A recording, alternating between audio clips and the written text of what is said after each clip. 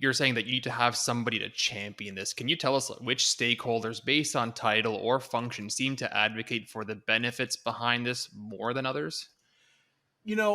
I can't say there's a specific title. What I can say from an example, though, that I've seen HR get a lot more involved with ROI justifications of new technology than I ever have before because technology is more enabling a workforce and a worker than it is just a machine.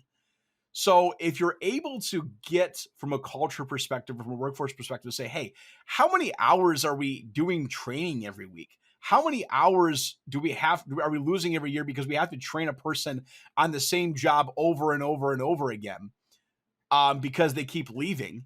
You know, that's a justification right there of how do we better enable technology, and a reason behind it is because it's a people problem, and a lot of times it's not a product problem, it's a people problem. So I mean, that's an area that I've seen successfully, and as workforce has now become the titan of discussion in the manufacturing industry, it's more focused around people than it is just how do we become more lean.